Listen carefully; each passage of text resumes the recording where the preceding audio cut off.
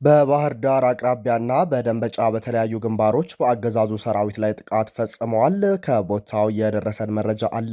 የበላይ ዘለቀ እዝ የመይሳው ካሳ ሁለተኛ ኮር በሁለት ግንባሮች ድል መቀዳጀቱ ተነግሯል። ዝርዝር አለን። አማራ ጠሉ የአብይ አህመድ ስርዓት ገበያ ባወጣና በህዝብ ትራንስፖርት ባለ ህዝብ ላይ ግፍ መፈጸሙ ታውቋል። እንመለከተዋለን። የሱዳን ፈጥኖ ደራሽ ኃይል በኢትዮጵያ ውስጥ በቤሻንጉል ጉሙዝ ክልል አሶሳ አቅራቢያ ሁለት የማሰልጠኛ ማዕከል መገንባቱ ሲረጋገጥ ትናንት በቦሌ አየር ማረፊያ በኩል የገባው ግዙፍ የጦር አውሮፕላን አነጋጋሪ ሆኗል። ሰላም ጤና ፍቅር የምንመኝላችሁ ውድ የብላክ ላይን ሚዲያ ቤተሰቦቻችን እናንተን ይመጥናሉ ብለን ያሰብናቸውን የተመረጡ የጥር 26 ቀን 2018 ዓ.ም የረፋዱን የግንባርና ወቅታዊ መረጃዎችን ወደ እናንተ ይዘን ቀርበናል። ሰናይ ቆይታ።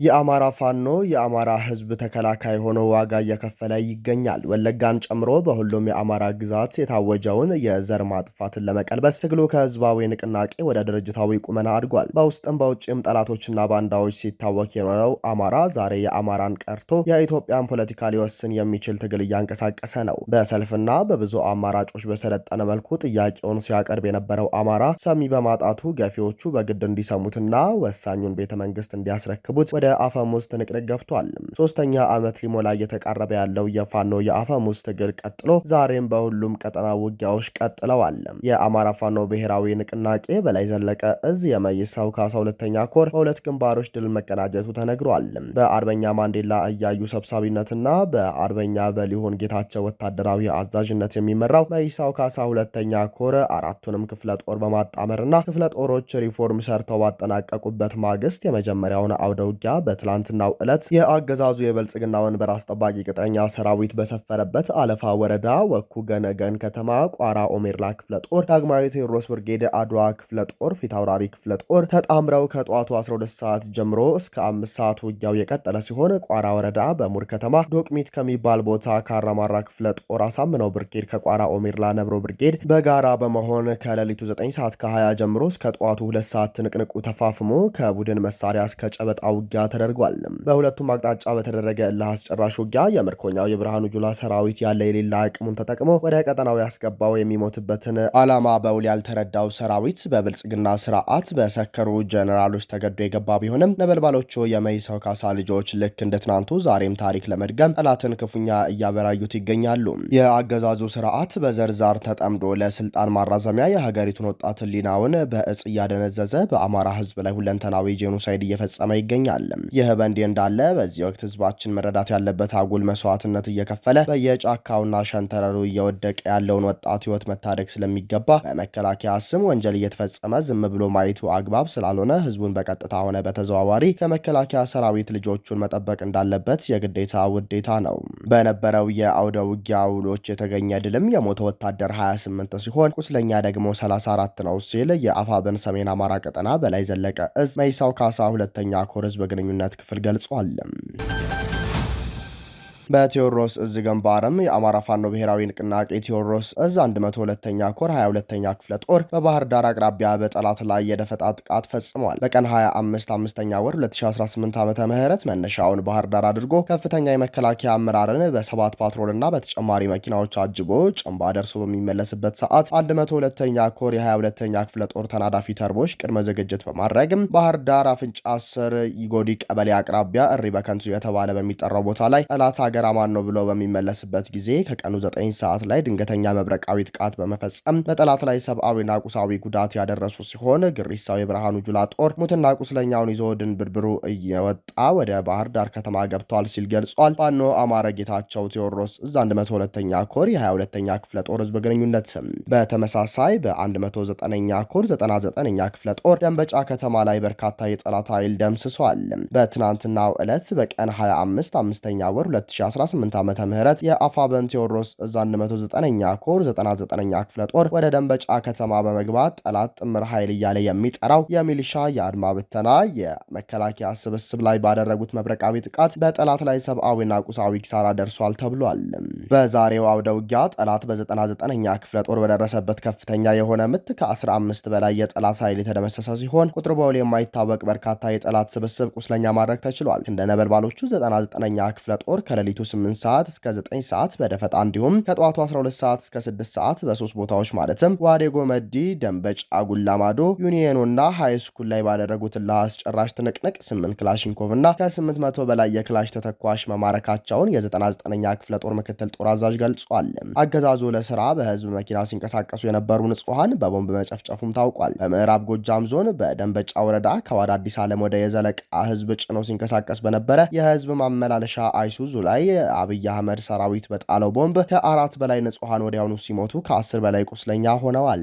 በዚህ ድርጊት የተናደደው የ99ኛ ክፍለ ጦር አጸፋ እርምጃ ወስዷል ነው የተባለው። በተመሳሳይ የፋሽስቱ አብይ አህመድ አገዛዝ በተለያዩ ወረዳዎች ንጹሃንን እያገተ ይገኛል። ጥር 21 ቀን 2018 ዓ.ም ከንጋቱ 11 ሰዓት ጀምሮ ወደ ሽንዲ ወረዳ ጉራፈር ቀበሬ አርባ ገልጎት ተንቀሳቅሶ 13 ወጣቶችን ከተኙበት አፍኖ ወስዷል። ስርዓቱ በዚህ ወር ብቻ አስገድዶ በተጠቀሱ ሽንዲ ዙሪያ ቀበሌዎች ከሰባዳር፣ ቡራፈር፣ ሻምብላ፣ ማርቁማና ወቦ ለገሰማ ቀበሌዎች ላይ ከ67 በላይ ንጹሃንን አግቷል። ህዝቡ ከሚደርስበት እገታ ለመዳን ራሱን እንዲጠብቅ እያሳሰብን፣ ወጣቱ ደግሞ ራሱን ለማዳን ፋኖን እንዲቀላቀል ስንል ጥሪያችንን እናቀርባለን ብሏል የቴዎድሮስ ዕዝ ህዝብ ግንኙነት መምሪያ። በምኒልክ ዕዝ ግንባርም አማራ ጠሎ የአብይ አህመድ ስርዓት ገበያ በወጣ ህዝብ ላይ ግፍ መፈጸሙ ታውቋል። በሰሜን ወሎ አስተዳደር ዞን መቄት ወረዳ ፍላቂት ላይ ትላልቅ ፎቆችን እንደ ቤተ መንግስት አስበው የሚኖረው የአፓርታይዱ አብይ አህመድ ስርዓት ያለ የሌላ ኃይሉን አንቀሳቅሶ መቄት ወረዳ አግሪት ገበያ በወጡ ንጹሃን ላይ የጥላቻ በትሩን አሳርፎ ወደ መደበኛ ጉሬው ፍላቂት ፎቅ ስር ተመልሶ ተወሽቋል።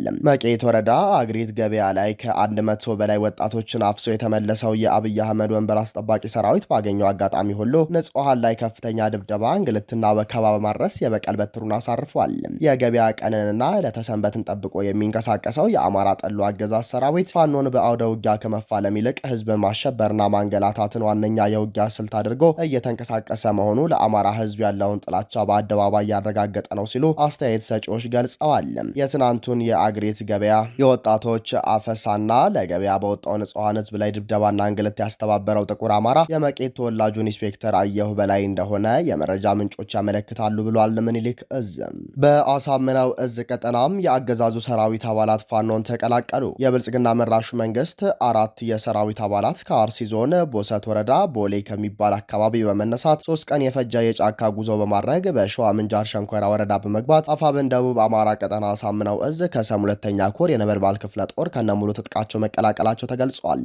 እድሜያቸው ለአቅመ ውትድርና ያልደረሱ በብልጽግናው አገዛዝ በግዳጅ ታፍሰው መከላከያ ሰራዊት የነበሩ በአሁኑ ሰዓት የአማራ ፋኖ ወደ አንድ መምጣቱን ተከትሎ እነሱም የነበሩበትን ስርዓት በመቃወምና ለነጻነቱ የሚታገለው ፋኖ ጋር አብረው ለመታገልና ይህን ጦርነት ጠማቂ መንግስት ለማስወገድ በማሰብ ከኦሮሚያ ክልል አርሲ ዞን ቦሰት ወረዳ ቦሌ ከሚባል አካባቢ በመነሳት ለ3 ቀን የእግር ጉዞ በማድረግ ነበልባል ክፍለ ጦር እንደተቀላቀሉ ታውቋል።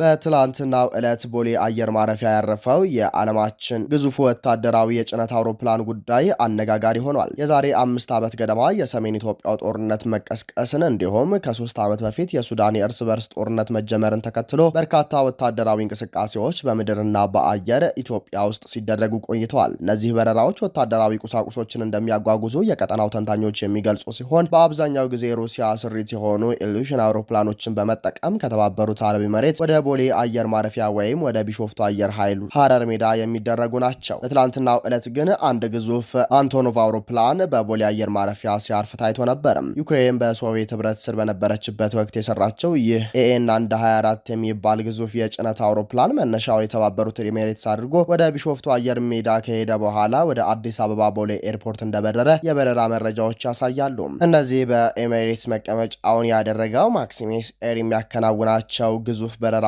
በምስራቅ አፍሪካ በተለይም በኢትዮጵያ የሀገር ውስጥ ጦርነትና የጎረቤት ሀገር ሱዳን የእርስ በርስ ግጭትን ለማካሄድ እንደሚውሉ ተንታኞች ሲያስረዱ ቆይተዋል። ሚድል ኢስት ኤይ ከ3 ሳምንት በፊት ይፋ እንዳደረገው እነዚህ በረራዎች በድብቅ የጫኑት ዕቃ እንደሚያራግፍ ጠቅሶ በተለይም ኤሚሬትስና ሳውዲ አረቢያ የገቡበትን ውዝግብ አስታኮ የሚደረግ አሳሳቢ የጦር መሳሪያ ዝውውር ሊሆን እንደሚችል አስነብቧል።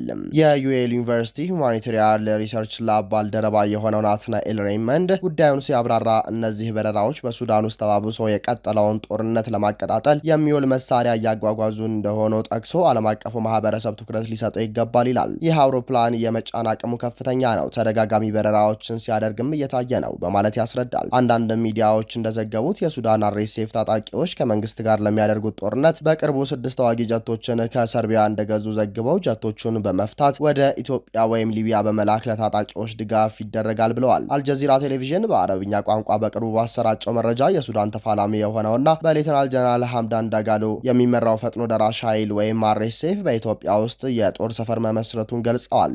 ዘገባው በምንጭነት የጠቀሰው የጀነራል አልቡርሃን መንግስት አንድ ስማቸው እንዲጠቀስ ያልፈለጉ ባለስልጣን ናቸው። እኚህ ባለስልጣን እንዳሉት ፈጥኖ ደራሽ ኃይሉ በኢትዮጵያ ውስጥ በቤኒሻንጉል ጉሙዝ ክልል አሶሳ አቅራቢያ የማሰልጠኛ ማዕከል ገንብቷል። ከዚህም በተጨማሪ ወታደራዊ ተሽከርካሪዎች፣ የተለያዩ ጥይቶችና የጸረ ድሮን መሳሪያዎች በአሶሳ በኩል ለፈጥኖ ደራሽ ኃይሉ እየገቡ መሆናቸውን የገለጹት እኚህ ባለስልጣን ጨምረውም የኢትዮጵያ መከላከያ ኃይል ከፈጥኖ ደራሽ ኃይሉና ከኤስፒኤልኤ ወታደራዊ ክንፍ ጋር የመረጃ ልውውጥ ጥምረት ፈጥሯል በማለት አስረድተዋል። ባለስልጣኑ ንግግራቸውን በመቀጠል በአሶሳ አካባቢ ለፈጥኖ ደራሽ ኃይሉ የተሰጠው ማሰልጠኛ 2 መሆኑንና እነዚህም እስከ 10 ሺህ ወታደሮችን የማስተናገድ አቅም ያላቸው መሆናቸውን አስረድተው ጉዳዩን በበላይነት እየተከታተሉ ያሉት ጀነራል ጌታቸው ጉዲና መሆናቸውን ለአልጀዚራ ገልጸዋል። አንቶኖቭ በኢትዮጵያ ሰማይ ስር ሲበር አዲስ አይደለም። ከሰሜኑ ጦርነት እየተካሄደ በነበረበት ወቅት እነዚህ አንቶኖቭ አውሮፕላኖች ታይተዋል መባሉ በስፋት መነጋገሪያ ሆኖ ነበር። ፈቃድ ያላገኘ አንድ አንቶኖቭ አውሮፕላን የኢትዮጵያ ድንበር ጥሶ ከገባ በኋላ በሀገሪቱ አየር ኃይል ተመቶ መውደቁን የኢትዮጵያ መከላከያ ሰራዊት በወቅቱ ማሳወቁ ይታወሳል። መንግስት አውሮፕላኑ ስማቸውን ባልጠቀሳቸው የአገሪቱ ጠላቶች አማካኝነት የትጥቅ ድጋፍ የማቅረብ ዓላማ ነበረው ሲል ብሏል። ይህ አውሮፕላን አሁን ደግሞ በኢትዮጵያ ሰማይ ስር በስፋት እየታየ ነው። በርካቶችም ከኢትዮጵያ የሀገር ውስጥ ጦርነትና ከሱዳን የእርስ በርስ ግጭት ጋር ማያያዛቸውን ቀጥለዋል ሲል የዘገበው መሰረት ሚዲያ ነው። በውጭ ዜናችን የኢራን ጠቅላይ መሪ ካሜኒ አሜሪካ ጥቃት የምትፈጽም ከሆነ ቀጠናዊ ጦርነት እንደሚነሳ አስጠነቀቁ። በመካከለኛው ምስራቅ የሚገኘው ኃይሏን እያጠናከረች ካለችው አሜሪካ ጋር የተፋጠጡት የኢራን የጠቅላይ መሪ አያቶላህ አልካሜኒ ዋሽንግተንን ቴሄራን ላይ የምትፈጽመው ማንኛውም ጥቃት ቀጠናዊ ጦርነት እንደሚያስነሳ አስጠነቀቁ። ካሜኒ አሜሪካኖቹ ጦርነት ከጀመሩ በዚህ ጊዜ የሚነሳው ቀጠናዊ ጦርነት እንደሚሆን ማወቅ አለባቸው ሲሉ መናገራቸውን የአገሪቱ መንግስት ጋር ግንኙነት ያለው ታስኒም የዜና ወኪል ዘግቧል። የአሜሪካ ፕሬዝዳንት ዶናልድ ትራምፕ ኢራን ቁም ነገር ያለው ውይይት ላይ እንደሆነችና ይህ ውይይት ተቀባይነት ያለው ውጤት ላይ እንደሚደርስ ተስፋ ማድረጋቸውን ገልጸው ነበር። የኢራን የውጭ ጉዳይ ሚኒስትር አባስ አራግቺ በበኩላቸው በቴሄራን የኒውክሌር መርሃ ግብር ላይ ስምምነት ላይ መድረስ እንደምንችል እርግጠኛ ነኝ ሲሉ ለሲኤንኤን ተናግረዋል። ፕሬዝዳንት ትራምፕ የኢራን ኒውክሌር የማበልጸግ ፍላጎትና ጸረ መንግስት ተቃዋሚዎች ላይ በወሰደችው በሺዎች የሚቆጠሩ ሰዎች የገደለ እርምጃ ምክንያት በማድረግ ጣልቃ እንደሚገቡ ዝተዋል። የኢራን የውጭ ጉዳይ ሚኒስትር አራግቺ እንዳለመታደል ሆኖ አሜሪካን እንደ ተደራዳሪ አጋር ለማየት ያለን እምነት አጥተናል ብለዋል። ሆኖም በቀጠናው ባሉ ወዳጅ ሀገራት በኩል የሚደረገው የመልእክት ልውውጥ ከዋሽንግተን ጋር ፍሬያማ ንግግር እንዲኖር እያመቻቸ መሆኑን አክለዋል። የኢራን ከፍተኛ የደህንነት ባለስልጣን አሊ ላርጃኒ የድርድር ማዕቀፍ የማዘጋጀት ሂደት ለውጥ እየታየበት እንደሆነ ገልጸው ነበር። በቀጠናው የሚገኘው ኃይሏን እያጠናከረች ያለችው አሜሪካ የዩኤስ አብርሃም ሊንከን የተሰኘው የአውሮፕላን ተሸካሚ መርከብ ወደ አካባቢው ልካለች። ባለፈው ሳምንት ደግሞ የአሜሪካ ማዕከላዊ እዝ በአረቢያን ባህር ላይ የተንቀሳቀሰ መሆኑን አስታውቋል። የኢራኑ ጠቅላይ መሪ ሐሜኒ ትራምፕ የጊዜው መርከቦችን አመጣሁ ይላል፣ የኢራን ህዝብ እነዚህን ነገሮች አይፈራም ብለዋል።